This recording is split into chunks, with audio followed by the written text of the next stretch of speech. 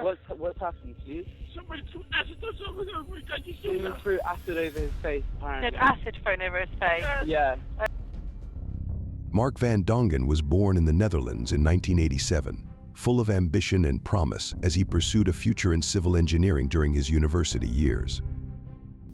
Eager to advance his career, Mark made a bold decision to relocate to Bristol, England. However, just months before the move, his life took a heartbreaking turn. Following a one-night encounter, Mark was diagnosed with HIV, a revelation that shook him to his core. Determined to regain control of his life and seeking solace, he turned to an online dating platform designed for HIV-positive individuals. After settling in Bristol, Mark met Berlina Wallace, a woman 17 years his senior who had immigrated from South Africa. Born in 1969, Berlina had once aspired to become a fashion designer, but her life had been shaped by deep trauma. In 1994, she endured a brutal gang attack that left her physically and emotionally scarred. Following this tragedy, Berlina also tested positive for HIV. Like Mark, she turned to online dating in search of comfort and companionship. The pair began dating in 2010, and initially their relationship seemed promising. They quickly grew close and decided to move in together. But over time, Berlina's behavior shifted. She became increasingly controlling and manipulative, a change that did not go unnoticed by those close to Mark. Friends and family observed troubling patterns, frequent angry outbursts, and her growing hold over him. In one particularly harrowing incident, Berlina poured boiling water on Mark as he slept. Although horrified, Mark was too afraid to confront her or report the incident, later downplaying the injury to his doctor by claiming it was an accident involving tea. Trapped in an increasingly toxic relationship, Mark attempted to break free, but Berlina used guilt and emotional blackmail to keep him from leaving. For 5 tumultuous years, their relationship dragged on, with Mark feeling increasingly suffocated. By August 2015, however, he had reached his breaking point. He met a woman named Violet, whose warmth and kindness gave him a renewed sense of hope. For the first time in years, Mark began envisioning a life beyond Berlina. But Berlina refused to accept their separation. Consumed by jealousy, her behavior spiraled into obsession and erratic actions. She inundated Mark with threatening messages and clung desperately to their relationship, refusing to let go. In an effort to pacify her, Mark even offered financial support, but it only seemed to deepen her fixation. Berlina began stalking both Mark and Violet, bombarding them with harassing calls and issuing ominous threats. She also hinted at self-harm, blaming Mark for her anguish and amplifying his sense of guilt and fear. What had once been the beginning of a hopeful connection for Mark had now descended into a harrowing, inescapable nightmare. Back in September 2015, Mark made a difficult decision. He wanted to visit Berlina's home one last time to end their tumultuous relationship on a calm and peaceful note. He assured his new girlfriend, Violet, that this meeting would mark the end, a clean break. With that, he headed over to Berlina's apartment. That evening, Mark ended up falling asleep in a separate room. But in the dark, quiet hours, around 3 a.m., he was abruptly startled awake by Berlina's haunting words, "If I can't have you, no one can." Before he had time to comprehend what was happening, she threw a bottle of sulfuric acid directly onto his face and body. The acid attack inflicted horrifyingly immediate injuries, eating through Mark's skin and searing into his muscles. Overwhelmed by unbearable pain, he managed to stumble out of the room, screaming in agony as he escaped her apartment. His injuries were so severe that his skin began peeling away, leaving grotesque and heartbreaking evidence of his suffering as he made his way into the night. His desperate cries for help woke the neighbors. At first, confused and disoriented, some assumed it was a cruel prank. But soon the horrifying reality sank in. Mate, it's okay. Okay, my love, tell me exactly what's happened. I was in my garden having a cigarette and I heard a gentleman shouting from a distance away.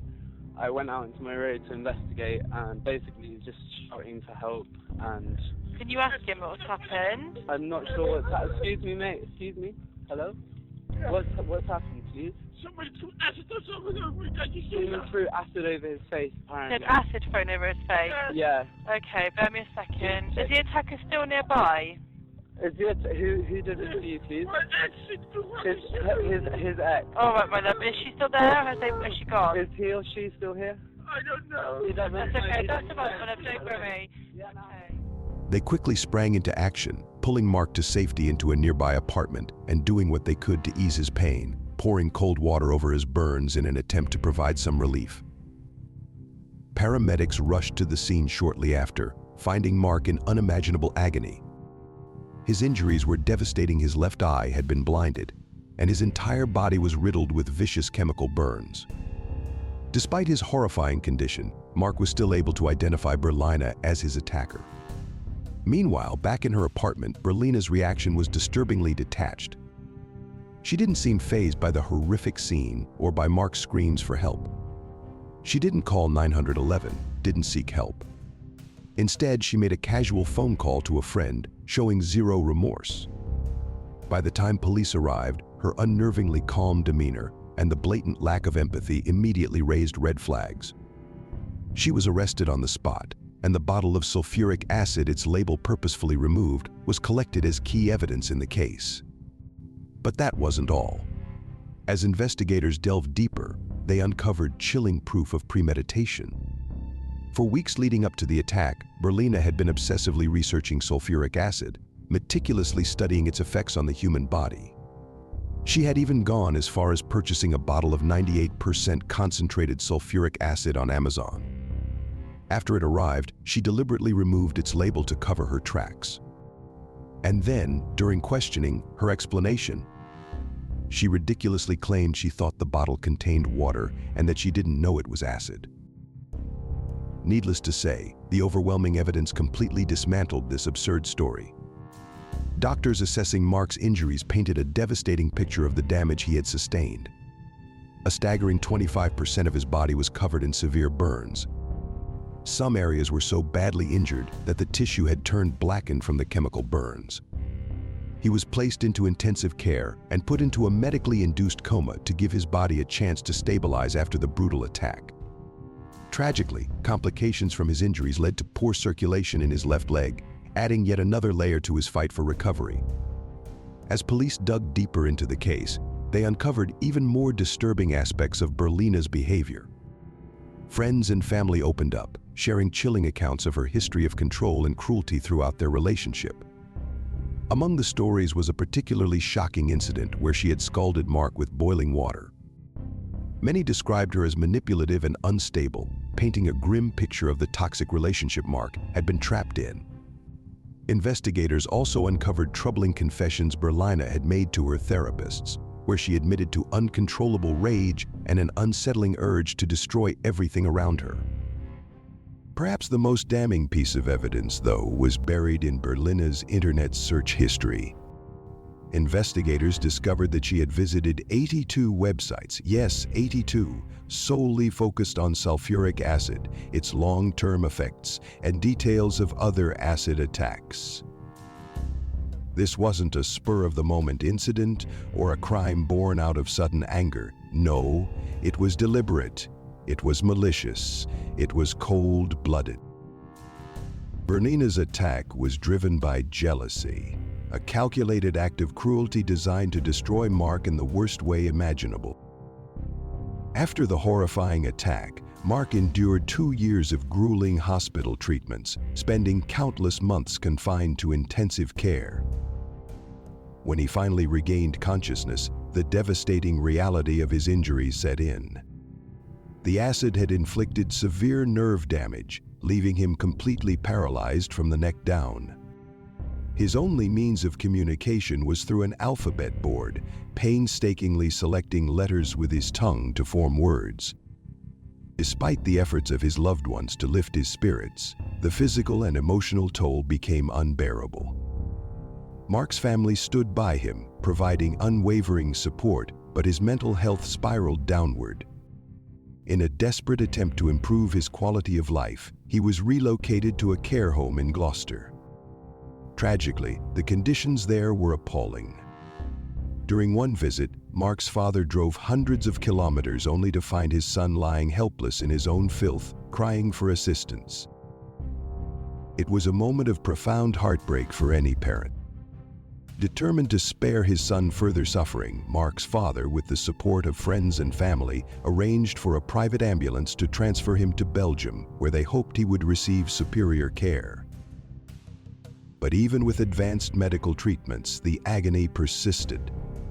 The sulfuric acid had caused catastrophic injuries, eating through his flesh and exposing his bones, leaving him with unbearable, excruciating wounds. Unable to endure the relentless pain any longer, Mark made the heart-wrenching decision to seek voluntary euthanasia, legal in Belgium.